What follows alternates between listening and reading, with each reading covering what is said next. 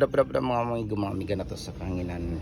Good morning na to sa tanan ng mga kawadap nga naminaw karon nga nag-view karon sa to video.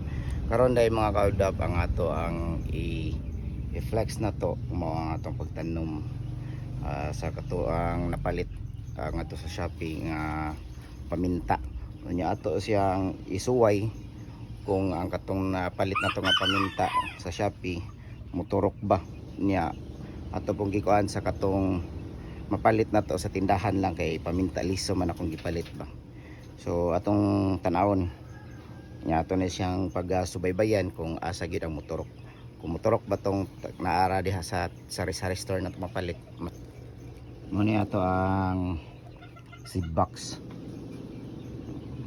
Nag-use lang tag recycle material mao nga to ang egg tray, plastic egg tray. Mo na yung katong napalit na to sa Shopee.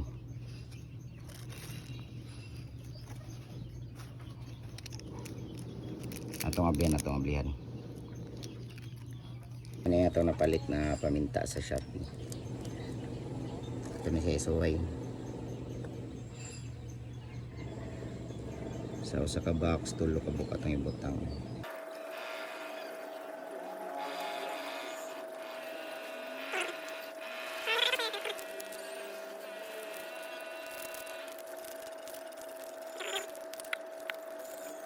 Umukay na siya.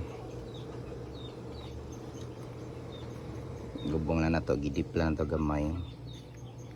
Then nato lang na siya pagkasabay-bayan kung motorok.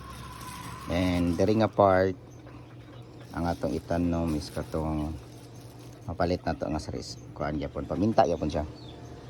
Ito mapalit na to sa sari-sari.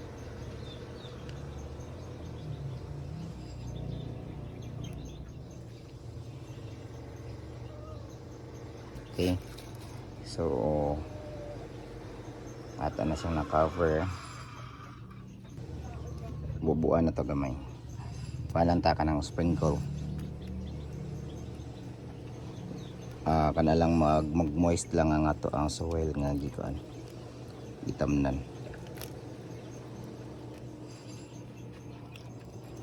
Ora na to na lang na siyang paabuton mga kawadap nga pilak adlaw kung motorok bagyod ang ato ang gitanom. Hopefully nga successful ang ato ang gitanom nga paminta.